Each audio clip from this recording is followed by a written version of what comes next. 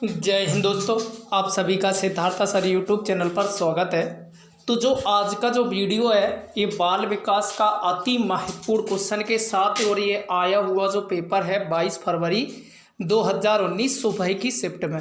तो देखिए यहाँ से शुरू करेंगे फर्स्ट क्वेश्चन के साथ। और देखिए बहुत ही महत्वपूर्ण क्वेश्चन और एग्जाम में किस तरीके के क्वेश्चन आते हैं ये एक पैटर्न पता चलता है। तो वीडियो को लास्ट तक देखना, अपना स्कोर कार्ड जरूर शेयर करिए। तो देखिए यहाँ से शुरू करते हैं फर्स्ट क्वेश्चन के साथ। तो यहाँ से जो पहला क्वेश्चन है, सभी मनुष्यों के बीच बुद्धि का वितरण डैश डैश नहीं है, मध्यम, समान, उपयुक्त, एक जैसा। तो आंसर क्या हो जाएगा, जो सभी मनुष्यों के जो बीच में बुद्धि का जो वितरण क्या नहीं है, वो समान नहीं है। तो आंसर यहाँ से हो जाएगा सेकेंड। अगला क्वेश्चन है, अधिगम के लिए प्रारंभिक आकलन का प्राथमिक ध्येय होना चाहिए। यहाँ से बच्चे की कक्षा में उपस्थिति की जांच करना, स्मरण शक्ति कौशल की जांच करना, लेखन कला को सुधारने में मदद करना, अधिगम में अंतराल को समझना। तो यहाँ से अगर मैं बात करूँ कि अधिगम के लिए प्रारंभिक आकलन का प्राथमिक ध्येय होना चाहिए, तो वो क्या होना चाहिए, अधिगम में अंतराल को समझना। तो यहाँ से आंसर क्या हो जाएगा, आंसर हो जाएगा 4, जो कि करेक्ट।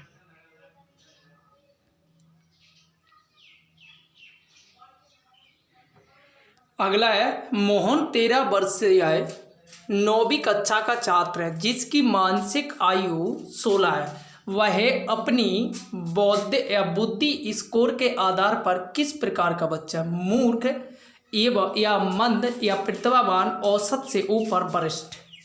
तो इसको क्या कहेंगे, सुपीरियर कहेंगे। अच्छा, अब आप लोगों के लिए एक होमवर्क है, इनकी जो बुद्धि IQ परसेंटेज में मुझे शेयर करना है कि कितने के बीच में होगा इसका, चाहे पॉइंट में हो, बट आपको एग्जैक्ट आंसर देना है। ये आपके लिए होमवर्क है, तो याद रखना थर्ड का आपको क्या देना है, होमवर्क आपके लिए है। अगला जो क्वेश्चन है, मनोलैंगिक विकास की फ्राइडियन अवस्था को क्या कहा जाता है, जिसमें बच्चों को सोच के लिए प्रशिक्षित किया जाता है। अव्यक्ता अवस्था यानी कि लेटेंसी, या लिंग प्रधान अवस्था फैलिक, या मुख्य अवस्था ओरल, या गुद्दा अवस्था एनल। तो आंसर क्या हो जाएगा, एनल आंसर हो जाएगा करेक्ट।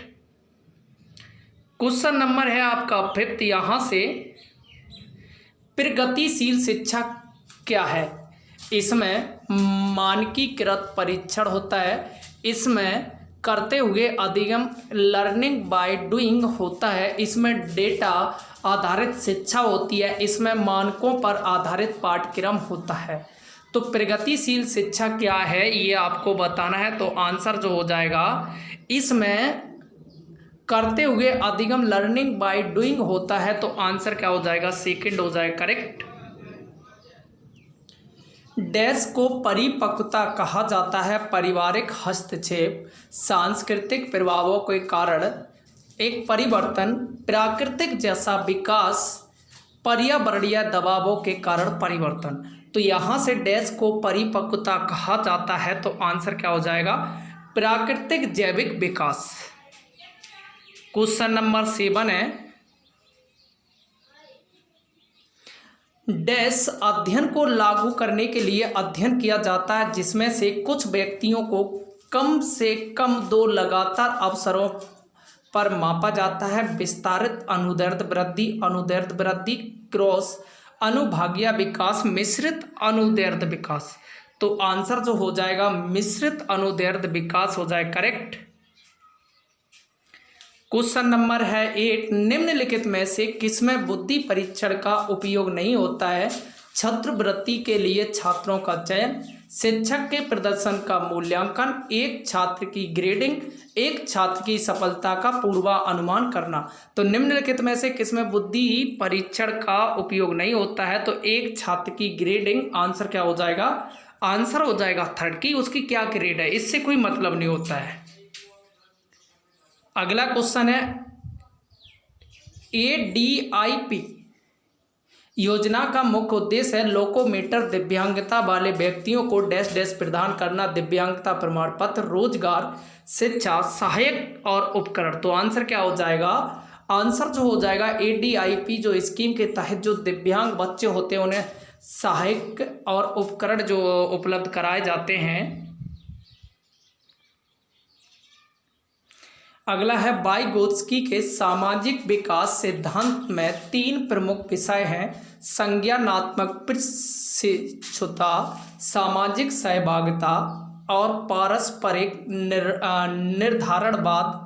दूसरा है संज्ञानात्मक प्रशिक्षुता, वैध परिधीय भागीदारी, समीप स्थित विकास का क्षेत्र, पारस्परिक निर्धारणवाद, प्रोत्साहन एवं और दंड शास्त्रीय अनुकूलन, सामाजिक सहभागिता, समीप स्थित विकास का क्षेत्र, अन्य अधिक ज्ञान संपन्न। तो आंसर जो हो जाएगा आपका सामाजिक सहभागिता, समीप स्थित विकास का क्षेत्र, अन्य अधिक ज्ञान संपन्न। तो आंसर जो हो जाएगा आपका 4 हो जाएगा करेक्ट। तो फ्रेंड्स वीडियो अच्छा लगे लाइक सब्सक्राइब जरूर करिए, अपने दोस्त फ्रेंड का स्कोर कार्ड भी। विचार विमर्श और उत्तेजना के बृहत्तर अवसर प्रदान करने के लिए क्षमता समूहन डैश डैश को एक प्रकार का पृथक्करण है: वंचित, सामान्य, पश्चवर्ती, प्रतिभावान।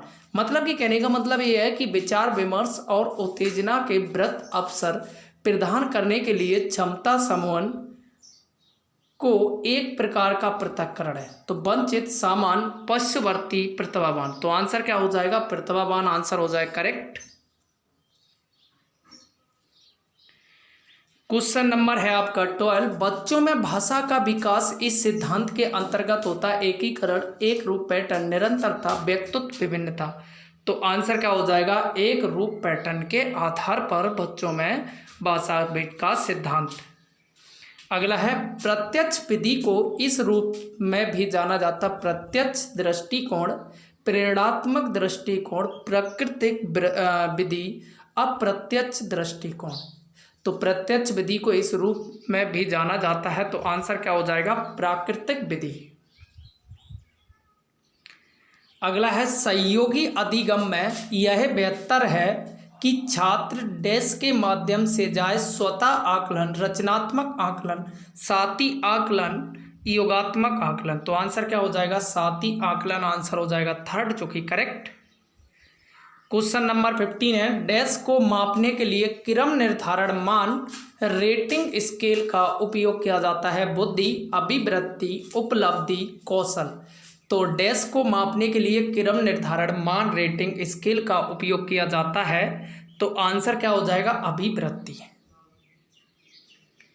क्वेश्चन नंबर है 16। निम्नलिखित में से कौन सा